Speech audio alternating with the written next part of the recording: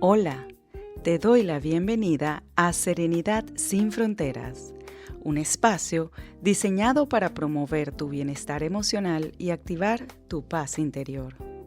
Aquí encontrarás recursos psicoeducativos para comprender mejor tu mente y tus emociones, reducir la ansiedad y fortalecer tu salud mental, sin importar en qué lugar del mundo te encuentres. Soy Yubi Terán, psicóloga graduada en Venezuela, migrante y defensora de los derechos humanos, dedicada al acompañamiento de la comunidad migrante desde un enfoque educativo y de cuidado emocional. Acompáñame en este viaje hacia una vida con más calma, conciencia y bienestar. Aunque este es un podcast orientado al bienestar y la salud mental, no sustituye la terapia psicológica. Si estás experimentando malestar significativo, busca ayuda de un profesional de la salud mental debidamente calificado. Quiero compartir contigo de qué trata este podcast, cómo surgió y un poquito también sobre mí. Mi proceso migratorio empezó en el 2021 y tuve un periodo inicial en el que sentí que estaba como de visita, como de vacaciones. Y es un periodo muy típico y común en el migrante. Después de pasar este periodo y tomar conciencia de todos los retos que enfrentaba, las dificultades, las limitaciones y la falta de recursos, empecé a sentirme un poco desorientada. Me tocó empezar de cero nuevamente con mi esposo y mi hijo, pero sin una parte fundamental de mi red de apoyo, que es mi familia, mis padres, mis hermanos, mis amigos. Todo lo que conformaba mi red de apoyo se vio reducida a mi esposo y mi hijo. Empecé a experimentar desorientación, una sensación de que no tenía recursos para afrontar la situación, incluso dificultad para concentrarme, dificultad para tomar decisiones. En determinado punto dije, cuando logre insertarme en el campo profesional, definitivamente quiero hacerlo sirviendo a gente como yo, migrante. En Venezuela yo me formé como psicólogo y psicoterapeuta. Adicionalmente a eso, también soy una apasionada defensora de los derechos humanos, cosa que me ha metido en algunos problemas en mi país de origen y motivo por el cual me tocó emigrar. Estando yo aquí en un punto dije, ¿de qué manera puedo continuar mi misión de vida? Que es ser luz. Dije, ok, me gusta la salud mental, es mi profesión, son las herramientas que tengo, siento que soy buena haciéndolo y me apasionan los derechos humanos. Yo quiero trabajar sirviendo a la comunidad migrante. Y gracias a Dios, en noviembre del 2022, logré insertarme en el campo profesional trabajando directamente con la comunidad migrante en Los Ángeles, mejorando su calidad de vida. Te cuento que este podcast es un proyecto muy deseado por mí. De hecho, está plasmado en mi mapa del tesoro de enero del 2022. Mi esposo, mi hijo y yo, como dinámica de cierre de año, decidimos realizar un mapa del tesoro. Y de hecho, tengo que revisarlo en detalle, pero creo que todo lo que he plasmado allí se ha cumplido, incluyendo esto, porque yo decía, con excepción de este proyecto. Y ahora digo, incluyendo este proyecto. Y por eso es que me emociona tanto. Este es un proyecto que está allí, que decidí que quería hacerlo desde que emigré, desde que también decidí que quería trabajar con la comunidad migrante, pero por algún motivo permanecía dormido.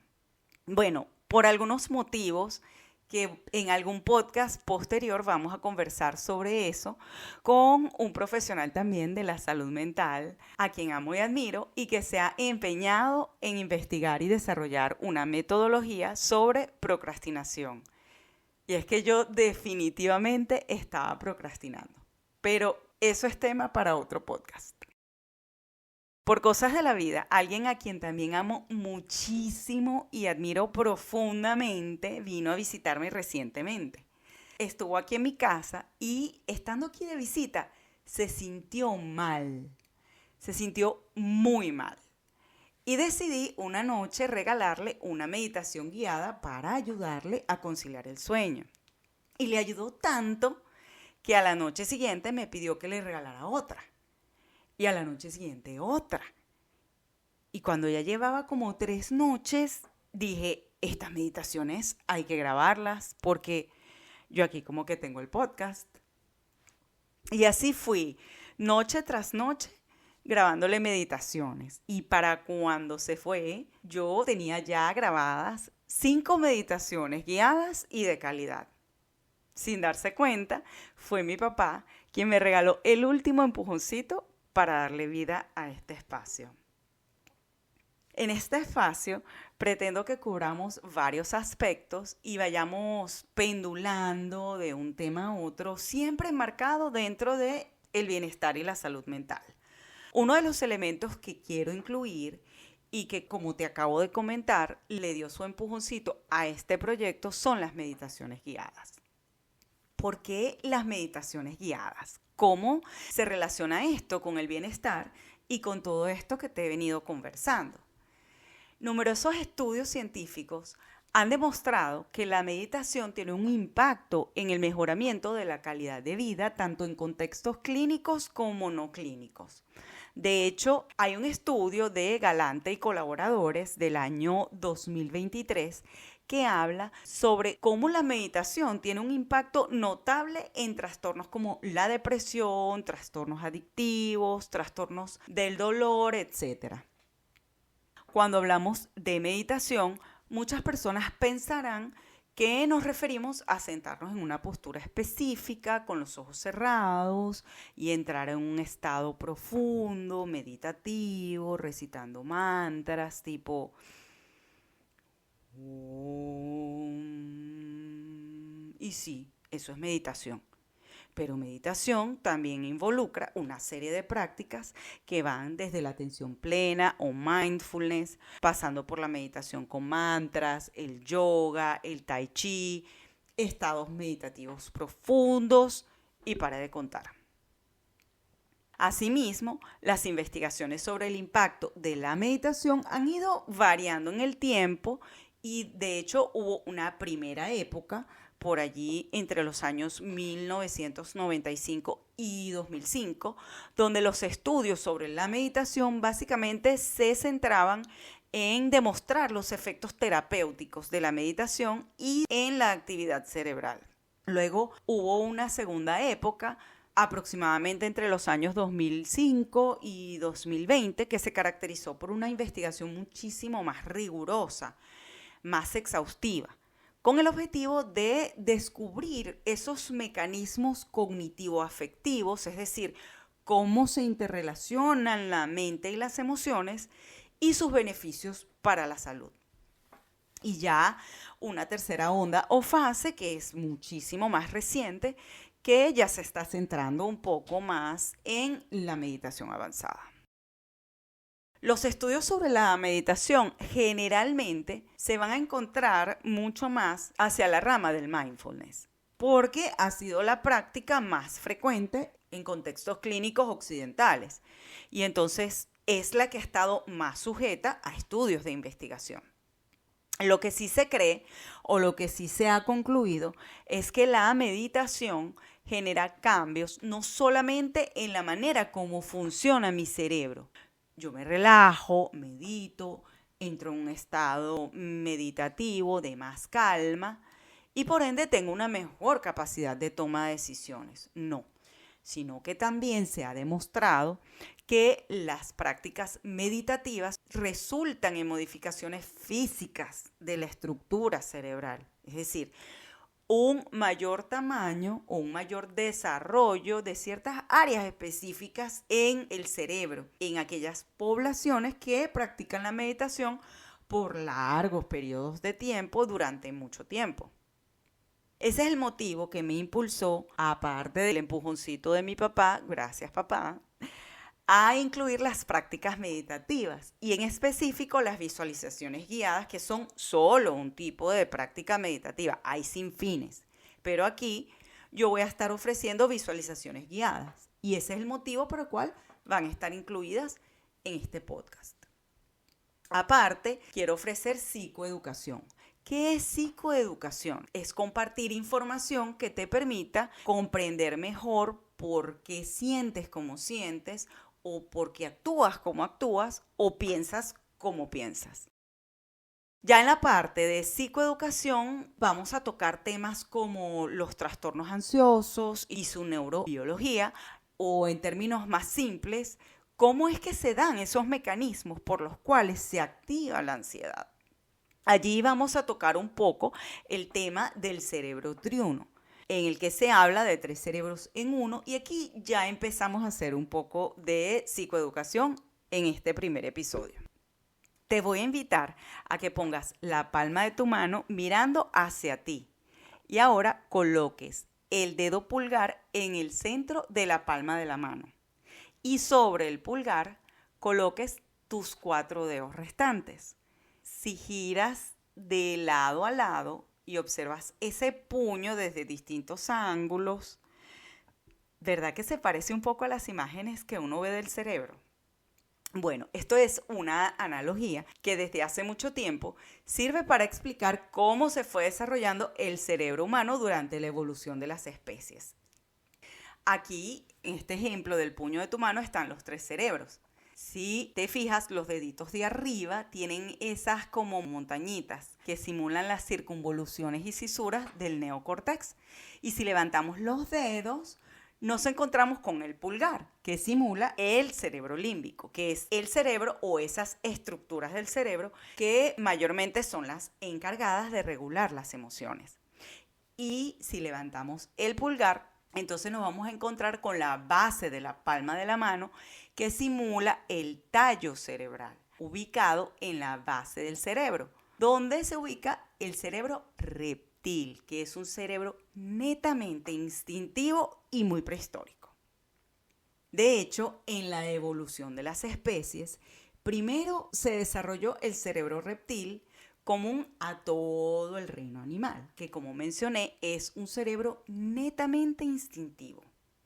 Millones y millones de años después se desarrolló el cerebro límbico, que solo lo tenemos la mayoría de los mamíferos y que implica, como te comenté anteriormente, al mundo de las emociones. Podemos observar cuando un perrito está triste o alegre, al igual que nosotros, pero no podemos ver si una tortuguita está triste o alegre, porque ellas no experimentan emociones porque son reptiles. Solo desarrollaron el cerebro reptil, pero un perrito sí tiene emociones y tú puedes ver claramente cuando está triste y cuando está alegre.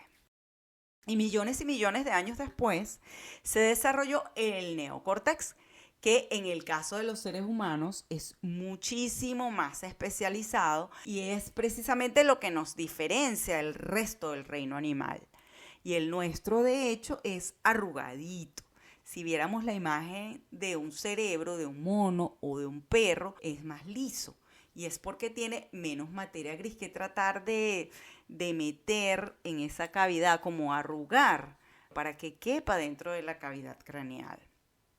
Ahora paso a hablar un poco sobre la diferencia entre el miedo y la ansiedad. El miedo es un mecanismo antropológicamente, es decir, desde antaño, que sirve para nuestra supervivencia. Nosotros necesitamos del miedo para sobrevivir. El miedo no es nuestro enemigo. Es que yo no quiero sentir miedo. Imagínate que yo fuera al neurocirujano y le dijera, mira, quítame las porciones del cerebro que regulan el miedo porque yo no quiero esto en mi vida. El día de mañana yo estoy cruzando la avenida y viene un camión a toda velocidad y yo no reacciono porque esos mecanismos de supervivencia me lo extirparon. Necesitamos del miedo para sobrevivir. Ahora, la diferencia entre el miedo y la ansiedad es que en el miedo el estímulo es externo, es decir, está ahí afuera, es real. Un ejemplo, yo fui al zoológico, falló algo y se abrió la reja y me encontré al león de frente a mí sin ningún obstáculo que le impida atacarme. obviamente se van a disparar todas mis alarmas y se van a activar para la defensa o la huida. Bueno, en este caso yo creo que para la huida. ¿Qué es la ansiedad? Después que esto me ocurrió, voy yo caminando por la calle y esa estructura maravillosa que les mencioné, que es esa materia gris que nos diferencia del resto del reino animal, que es espectacular, nos permite realizar operaciones matemáticas, crear obras de arte, desarrollar el lenguaje, escribir canciones, imaginarme al tigre. Y empieza una espiral ascendente y sí. ¿Y si el tigre se suelta? ¿Y si nadie lo ataja? ¿Y si viene y me ataca? ¿Y si me mata? ¿Y entonces si me muero? ¿Qué va a pasar con mis hijos? Y sí, eso es la ansiedad. Se cree que los síntomas de los trastornos del estado de ánimo y la ansiedad son resultado, en parte, de una disfunción en la actividad de los centros emocionales del cerebro, más que en esos centros cognitivos superiores, cerebro triuno. Cuando hay trastornos ansiosos, esas disfuncionalidades ocurren principalmente en el cerebro límbico, es decir, en esa representación que hace el dedito gordo de la mano en la analogía o en el ejemplo que hicimos del cerebro triuno con el puño de la mano. Entendiendo un poco cómo funciona toda esta neurobiología del cerebro, pasamos al tema de cómo eso afecta al migrante y qué tiene que ver eso con la población migrante. La población migrante es en su mayoría vulnerable. Hay un estudio del 2011 de Kiermaier y colaboradores donde desarrollan toda una serie de análisis sobre los problemas de salud mental más comunes en la población de migrantes y refugiados y hacen una distinción de 3 componentes en el proceso migratorio. Ellos hablan de un primer componente premigratorio, es decir, todo lo que ocurre antes de la migración, que en muchísimos casos está relacionado con la decisión misma de emigrar. Los componentes que se dan ya en el proceso migratorio como tal, por ejemplo, las personas que atraviesan la selva del Darién, como ha sido el caso de muchos migrantes venezolanos y de otras nacionalidades, y que en ese recorrido o en ese proceso migratorio como tal han vivido situaciones complejas o lo que ocurre en la posmigración o fase de reasentamiento. Y cada fase está asociada a riesgos y a exposiciones a situaciones traumáticas o difíciles específicas de cada uno de esos componentes. En ese mismo estudio se habla de que las tasas en los trastornos mentales varían en los distintos grupos de inmigrantes. Y esto es interesante porque las diferencias que reflejan no se refieren tanto al país de origen del migrante, sino más bien refleja el tipo de adversidad o las situaciones a las que se vio expuesto ese migrante, tanto durante como antes o después del reasentamiento. E incluso habla de cómo las políticas y prácticas del país de acogida también pueden empeorar o ayudar a que sea menos complejo todo este proceso que vive el migrante. Y la migración como tal o el proceso de cada migrante, según estos autores, pasa por 3 principales transiciones o cambios fundamentales. Uno es el cambio en los vínculos personales y la reconstrucción de toda esa red de apoyo de esas personas que les toca emigrar. Otra es la transición de un sistema socioeconómico del país de origen a un sistema socioeconómico totalmente distinto en el país de acogida. Y un tercer cambio primordial o transición, que es el cambio o la transición de una cultura a otra, donde aquí se estilan ciertas cosas, por ejemplo, en el tema de los hijos, de la pareja, y en aquella otra cultura es totalmente diferente. Son 3 áreas primordiales en las que el migrante se ve enfrentado a cambios importantes. Algunos migrantes tienen dificultades, por ejemplo, para que se les reconozcan sus credenciales y eso compromete su capacidad para encontrar trabajos calificados a su nivel educativo. Esto es un tema de cómo el inmigrante se enfrenta a distintos retos, por así decirlo, en distintos aspectos importantes y cambios fundamentales en su vida en distintas partes del proceso migratorio.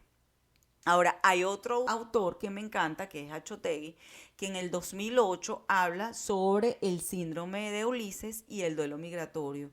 Y que muy poco se habla. Yo muy poco he escuchado hablar del duelo migratorio aquí en los Estados Unidos y trabajo en servicios sociales y trabajo con población migrante.